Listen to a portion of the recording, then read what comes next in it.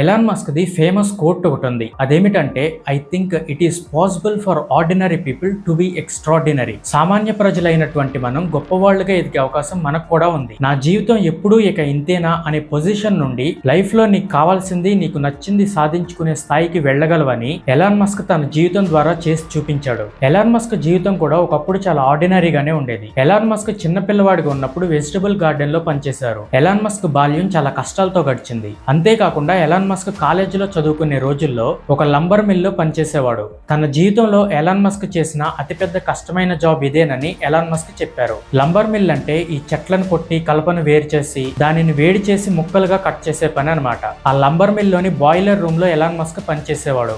అందులోకి వెళ్ళడానికి ఒక చిన్న సొరంగ మార్గం ఉంటుంది. అదే దారిలో వెళ్లి మరలా అదే దారిలో వెనక్కి తిరిగి రావాలి. చుట్టుపక్కల చాలా వేడిగా ఉంటుంది. కొంచెం అటు ఇటు అయినా ప్రాణాలకే ప్రమాదం అనేలా ఉండేది ఆ జాబ్. ఈ విధంగా ఎలాన్ మస్క్ కూడా తన చిన్నతనంలో మనం ఏవైతే కష్టాలు పడ్డామో అలాంటి కష్టాలే పడ్డాడు. మనలాంటి ఒక ఆర్డినరీ జీవితాన్ని తను బ్రతికాడు. కానీ ఈ రోజు ప్రపంచంలోనే అత్యంత ధనవంతుడిగా ఎదిగాడు. ఎలాన్ మస్క్ తన జీవితంలో ఇంత గొప్పవాడు అవడానికి తను చేసిన ఒక ముఖ్యమైన పని ఏంటో తెలుసా? తన జీవితంలో ప్రతి స్టేజ్ లో రిస్క్ తీసుకోగలిగే ధైర్యం కలిగి ఉండడం. మనందరం రిస్క్ తీసుకోవడానికి చాలా భయపడుతూ ఉంటాం. లైఫ్ లో రిస్క్ తీసుకోకపోవడమే అసలైన రిస్క్. ఎలాన్ మస్క్ ఒక బిజినెస్ స్కూల్లో స్పీచ్ ఇస్తూ ఇలా అన్నాడు: take risks now and to do something bold, you won't regret it. Life లో రిస్క్ తీసుకోవాలి అనుకుంటే ఈ రోజే తీసుకో. నువ్వు చెయ్యాలి అనుకుంటేనే ధైర్యంగా చేసేయి. ఈ రోజు ఇలా ఎందుకు చేశాను రా అని నువ్వు ఫ్యూచర్ లో అస్సలు బాధపడవు. ఎలాన్ మస్క్ తన లైఫ్ లో ప్రతి స్టేజ్ లో రిస్క్ తీసుకున్నాడు. అతని ఆలోచనలు అందరికన్నా చాలా డిఫరెంట్ గా ఫ్యూచరిస్టిక్ గా ఉండేవి. మనం చిన్నపిల్లలుగా ఉన్నప్పుడు చీకటిని చూసి భయపడుతూ ఉంటాం. కానీ ఎలాన్ మస్క్ ఎలా ఆలోచించాడో తెలుసా?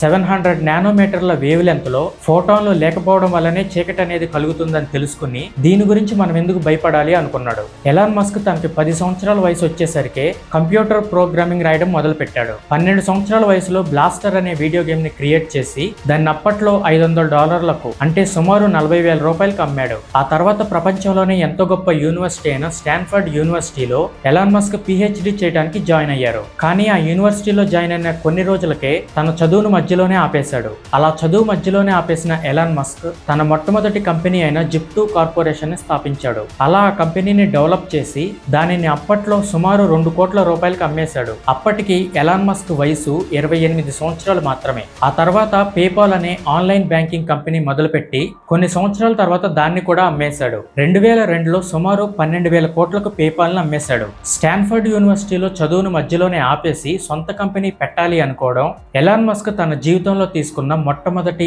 అతిపెద్ద రిస్క్ అని ఎలాన్ మస్క్ చాలా ఇంటర్వ్యూస్ లో చెప్పాడు. మొదట్లో ఎలాన్ మస్క్ ఈ విధంగా కంపెనీలు క్రియేట్ చేసి ఆ తర్వాత మంచి ధర వచ్చాక వాటిని అమ్మేసి బాగా లాభాలు సాధించేవాడు. ఆ తర్వాత టెస్లా కంపెనీలో భారీ మొత్తంలో డబ్బులు ఇన్వెస్ట్ చేసి ఆ కంపెనీకి షేర్ హోల్డర్ అయ్యారు. ఒకసారి టెస్లా కంపెనీ బాగా నష్టాల్లోకి వెళ్లి దివాళా తీసే పరిస్థితికి వస్తే అప్పుడు కూడా ఎలాన్ మస్క్ తన సొంత డబ్బులతో ఆ కంపెనీని కాపాడాడు. ఆ విధంగా చివరికి టెస్లా కంపెనీ సీఈఓగా ఎదిగారు. ఇప్పుడు ఎలాన్ మస్క్ సంపదలో చాలా భాగం టెస్లా నుండే వస్తుంది. ప్రస్తుతం ఎలాన్ మస్క్ మొత్తం ఆస్తుల విలువ సుమారు 24 లక్షల కోట్ల రూపాయలు ఉంటుందని అంచనా వేస్తున్నారు. అమెరికాలో ట్రంప్ గెలుపు తర్వాత టెస్లా కంపెనీ షేర్ వాల్యూ విపరీతంగా పెరిగింది. ఎలాన్ మస్క్ విజయ రహస్యం కష్టపడి పనిచేయటం, అలానే అవసరమైనప్పుడు రిస్క్ తీసుకోగలిగే ధైర్యం కలిగి ఉండడం. ఈ 2 విషయాలే ఈ రోజు ఎలాన్ మస్క్ ని ప్రపంచంలోనే అత్యంత ధనవంతుడిని చేశాయి.